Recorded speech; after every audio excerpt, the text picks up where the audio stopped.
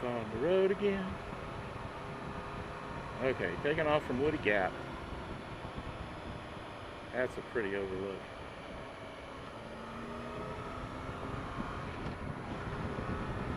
Talked to a couple guys there. One was on a Honda Magna. Said it was for sale and he was buying a VTX 1800. I didn't say anything because I'm partial to Magnas. He said he loved it and had had it for 10 years. And, I kept mine for 10 years and sold it for this. So I can't talk. That was a beautiful Magna. It was a two-tone blue and black scalloped design. That's a factory thing. Anyway, the other guy had a red Ducati Diavolo. And, oh man, that was a beautiful, beautiful car. I don't know what it's like to ride. I think I would, if I had a choice between that and a VMAX, VMAX, the latest VMAX, I think I would go with the Ducati. Except the only downside to the Ducati is just, I think they're pretty reliable, but they're not as reliable as Yamaha.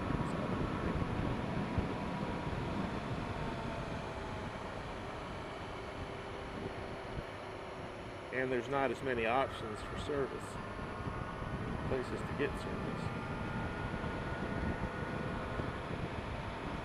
But it's a Ducati. Something special about that. I've ridden a Ducati before. It was back around the year 2001, I believe. I was at the Honda Hoot in Knoxville, Tennessee, and they had demo rides, and I got the demo ride.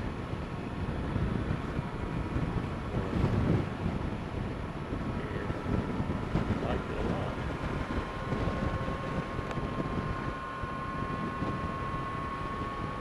It was which model was it? Well, it certainly wasn't the latest VMAX. They didn't have those back then. I did get to ride a demo ride of the first generation VMAX. I loved it. Absolutely loved it. Didn't get a chance to ride it through hard curvy roads. I've heard that the suspension and stuff is weak. What I did get to experience, I loved it. I love the character of the engine. It's very free spinning. There's not a lot of engine braking.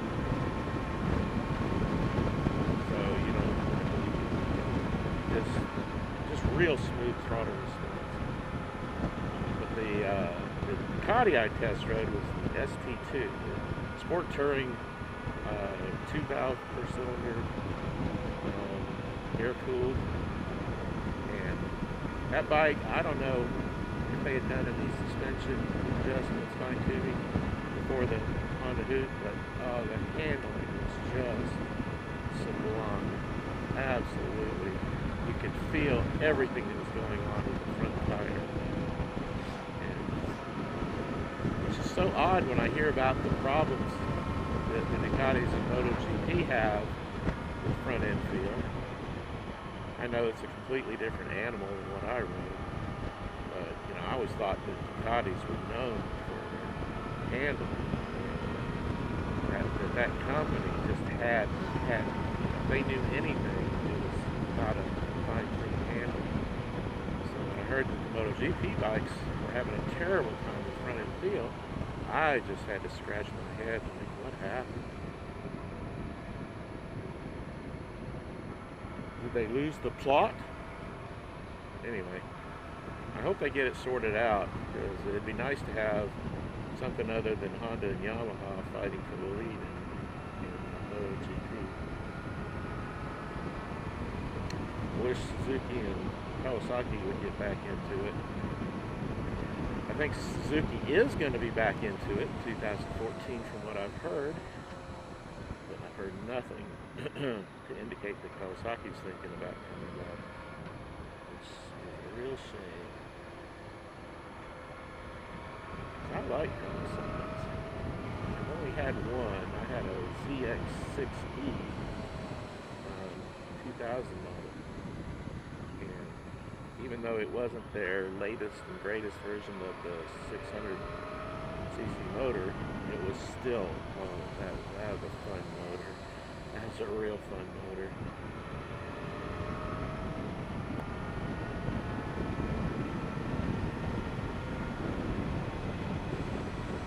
like fun motors. I cannot lie. I think this bike has a fun motor. As I mentioned, the first generation VMAX that I rode had a fun motor. I think the Honda Magna that I used to have had a fun motor.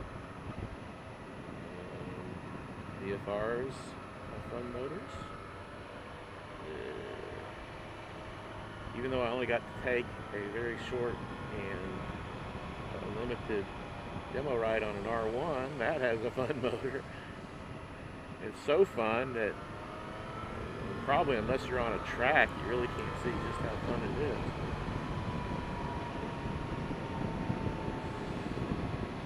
I mean, I can't even explore this bike's potential on street riding.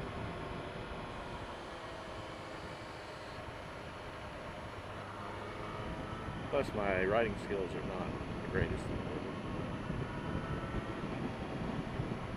I mean, it's good enough. I'm not going to crash into anything. But I'm not going to win any races either.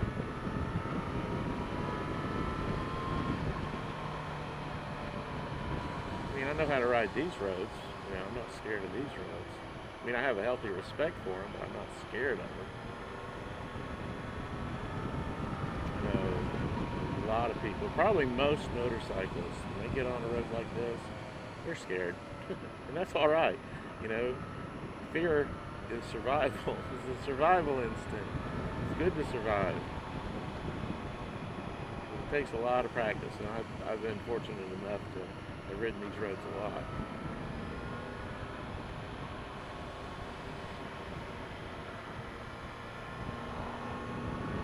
It's a fun road. Her scenery's so pretty. Oh, and those two guys I was talking to back at the Woody Gap said that there are what I call tar snakes. There's somewhere on the road up ahead where apparently there's freshly laid tar snakes. And when they're fresh, they're extremely slippery, very dangerous. Phew. And the only time I've ever crashed, and it was only a 10-mile-an-hour fall down on my Magna, was making a left turn over freshly laid tar snakes. Well, that's a hard way to learn a lesson, but I learned.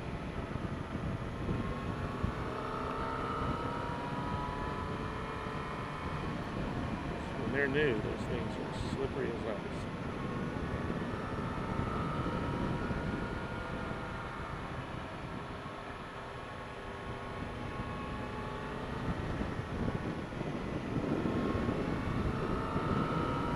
Double yellow lines, when they're new, they're slippery as ice.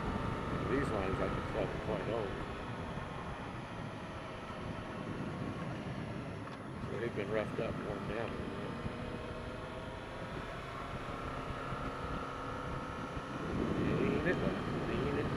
I tell you, the engineers who laid down this road did a great job. I mean, it's just positive camber on all the turns. It's great.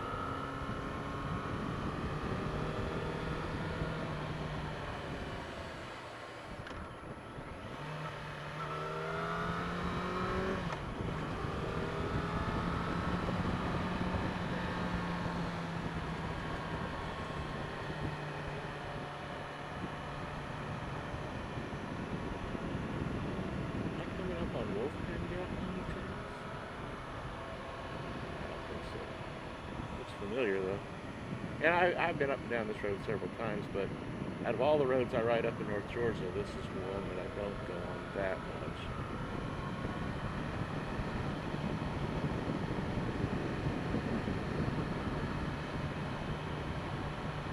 Now last year I didn't get to ride hardly at all up here. Maybe one trip and that's it. The year before that I got to ride more. This year I'm just determined to get up here a lot. As I mentioned earlier, the last 4 weekends have been rain.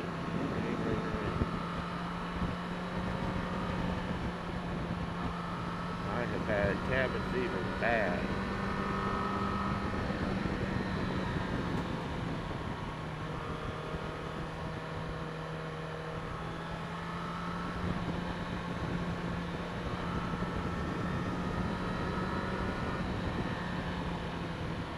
Starting to get a nice bug collection on my face here.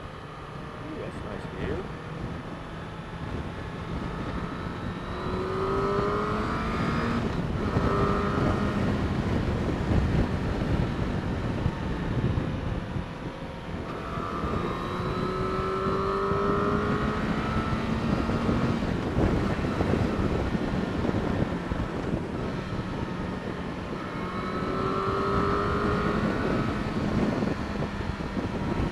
Tin roof, it's tarnished or oxidized quite badly, but you know, a lot of the buildings around here have those metal roofs, and that one's got asphalt shingles and a tin roof. But in the country where you all live, you see these metal roofs very much. Just curious.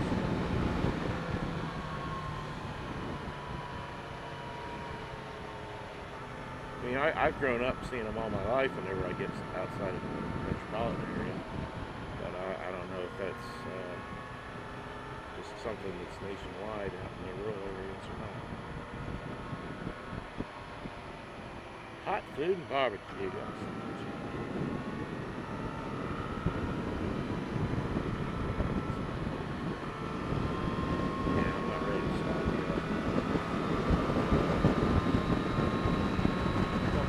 Here a ways, and when I get to the intersection with Highway 180,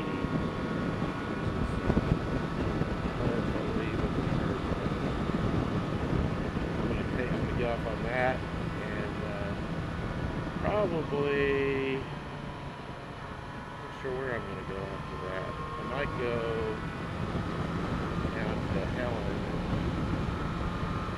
Go. Yeah.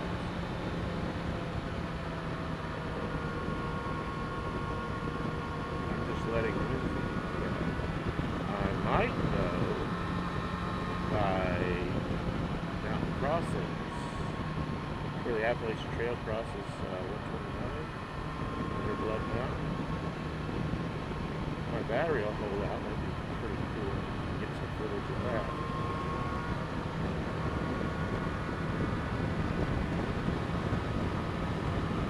Might go the Richard Russell Parkway. Yeah. Richard Russell Parkway connects Highway 180 with the western side of town.